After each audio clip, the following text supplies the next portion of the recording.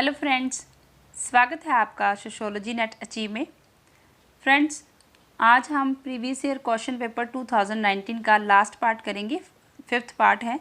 इससे पहले 4 पार्ट बना चुकी हूँ। अगर आप साथ में चैनल पे नए हैं तो चैनल को सब्सक्राइब कर लें और बेल आइकन का बटन भी ज़रूर दबाएं ताकि जब भी वीडियो अपलोड करूँ आपको नोटिफिकेशन मिल जाए। करते हैं स्टार्ट। निम्नलिखित शहरों के स्वरूप को बढ़ते हुए क्रम में व्यवस्थित कीजिए।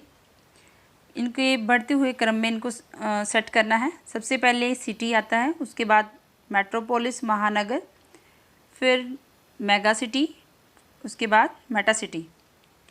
आंसर है हमारा DCAB सेकंड।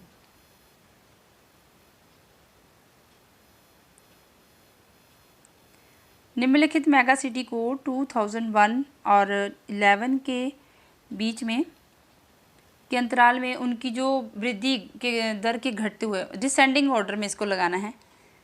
मेगा सिटीज़ को, मेगा सिटीज़ होती हैं जिसमें 10 मिलियन से अधिक निवासी वाला शहर होता है, जिसमें 2000 प्रति वर्ग किलोमीटर जनसंख्या घनत्व होता है। और ये मेगा सिटी 70% तो एशिया में ही है। मेगा सिटी जो विश्व की, इसमें सबसे जो जिसमें ज़्यादा मेगा सिटी है वो है दिल्ली, C, फिर A और B, CAB। Answer is first. निम्नलिखित में से कौन से आंकड़े विश्लेषण के चरणों का सही क्रम है?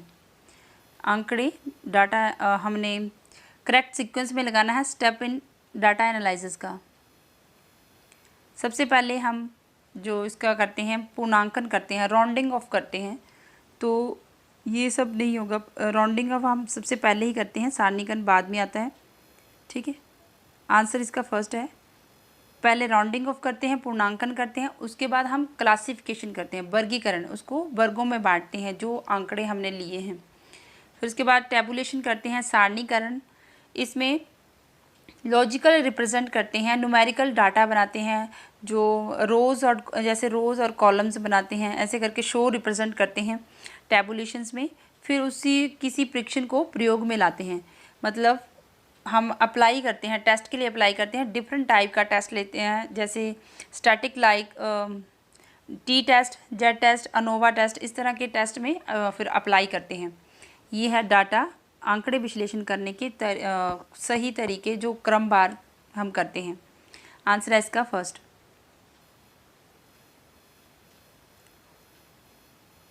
भारतीय ग्रामीण समाज पर निम्नलिखित पुस्तकों के प्रकाशन वर्ष का सही क्रम क्या है? एन इंडियन विलेज ये 1955 में लिखी है, और इंडियाज़ चेंजिंग विलेज ये 1958। ये दोनों ही बुकें SC दुबे की हैं, SC दुबे की हैं ये दोनों बुकें। और ए राजस्थान विलेज है, ये बृजराज चौहान की है, ये 1967 में लिखी है इन्होंने, 1967 में। और द रिमेंबर्ड विलेज लिखी है MN श्रीनिवास ने 1978 में। तो इस तरह से सबसे पहले आ रहा है A, C और फिर B और D, A, C, B और D। इसका आंसर है 3, A, C, B, D।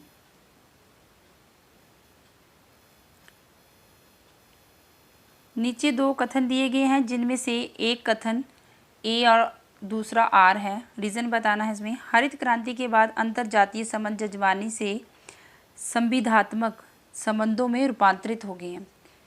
और रीज़न बताया है कि हरित क्रांति ने सेवागत जातियों को विभिन्न प्रकार के व्यवसायों में जाने के अवसर प्रदान किए हैं। सेवागत जातियाँ होती हैं जिनको हम कमीन कहते हैं। जजमानी व्यवस्था में दो, एक जजमान होता है और दूसरी तरफ कमीन। जजमान जो कि जजमान है इस तरफ, और इधर कमीन।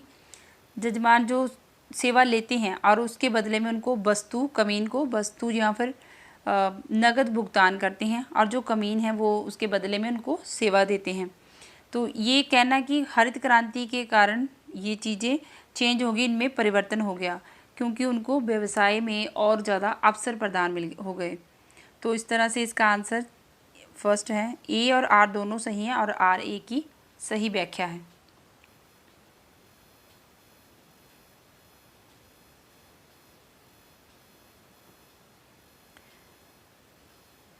नीचे दो कथन दिए गए हैं, जिनमें से एक अभिकथन ए और दूसरा आर। विगत वर्षों में औद्योगिक कार्यबल में महिलाओं की भागीदारी घट गई है। औद्योगिक कार्यबल में उद्योग का रीज़न बताया है कि उद्योग का विस्तार हो रहा है और ऑटोमेशन में वृद्धि हो रही है, मतलब अपने काम खोले जा रहे हैं अपने ऑटोमेशन पे। तो ए और आर दोनों सही हैं और आर ए की सही व्याख्या है। Answer is first.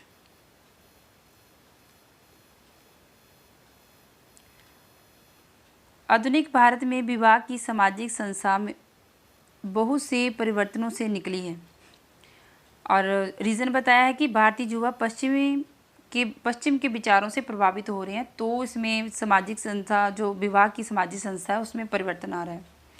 तो ये दोनों सही हैं, बट इसकी व्याख्या सही नहीं है कि ये। Answer is second.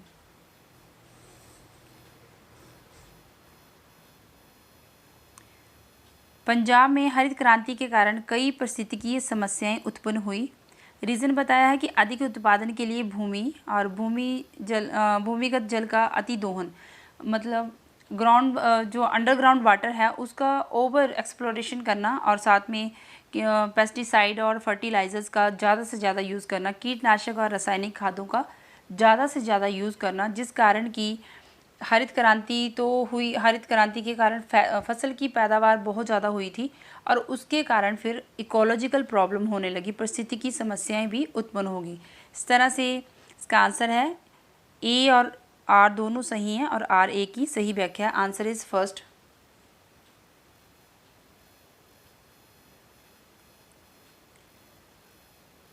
मीडिया द्वारा महिलाओं का प्रतिनिधित्व रूढ़िवादिता को बढ़ावा देता है, ना कि चुनौती प्रदान करता है। मीडिया, क्योंकि मीडिया शक्ति संपन्न उच्च वर्ग है और हितार्थ कार्य करता है, वो लोगों के हित में कार्य करता है। तो ये ए और आर दोनों सही हैं, लेकिन ये इसकी व्याख्या सही नहीं कर पा रहा। Answer second.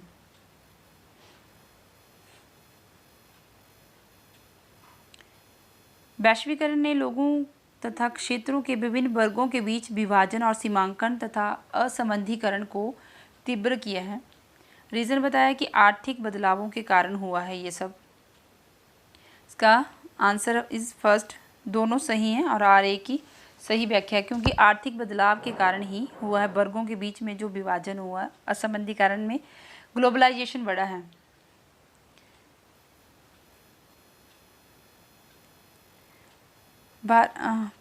इस तरह के क्वेश्चन करने से पहले क्वेश्चन को देख लें, फिर उसके बाद पैराग्राफ को रीड करें। भारतीय गांव इनमें से किससे संबंध में परिवर्तित हो रहे हैं। जो भारतीय गांव हैं, भारत के सभी क्षेत्रों गांवों में आर्थिक संस्थाओं, शक्ति संरचना, अंतर्जातीय संबंधों के परिप्रेक्ष्य में काफ़ी बदलाव हो रहे हैं। तो इसका आंसर है आर्थिक संस्थाएं। ये हमने देखा जाति के बीच संबंध, इसमें बदलाव हो रहा है। तो ए सी आंसर इज 3। इनमें से कौन भारतीय गांवों में आर्थिक परिवर्तन के कौन से मुख्य स्रोत हैं। भारतीय गांवों के जो आर्थिक परिवर्तन है उसके मुख्य स्रोत क्या हैं।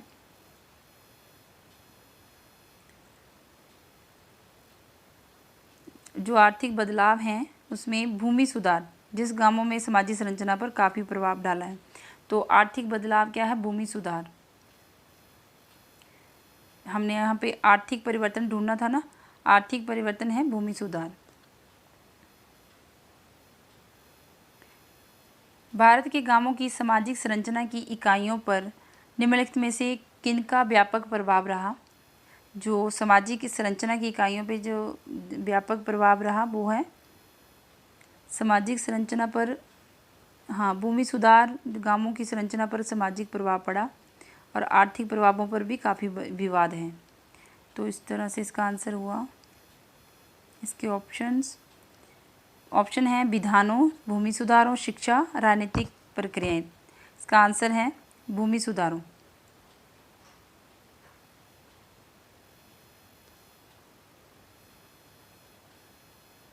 भारत के गांवों में भूमि सुधारों के कौन कौन से उपायों का क्रियान्वयन किया गया है? बटाईदार प्रथा में सुधार, जमीन स्वामित्व और चकबंदी, भूमि को गैर आर्थिक आकार कम होने से रोकना, सरकारी बल पर देना और भूदान में गरीब और अमीरों की अधिशोषण भी उपहार देना। ये जहाँ तक है, ठीक है।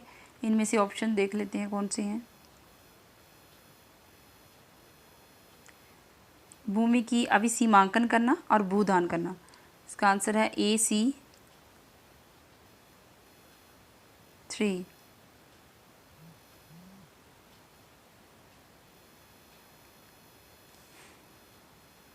भारत के विभिन्न क्षेत्रों में भूमि सुधारों का किस प्रकार क्रियान्वित किया गया?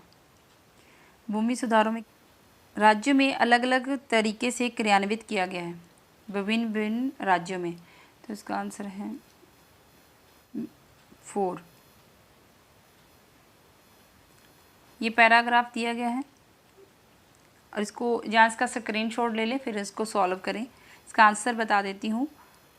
वर्ष 2001 और 11 के मध्य जनगणना शहरों में सिटीज़ की जो वृद्धि दर थी वो थी 185.90%। इसका आंसर 2 है।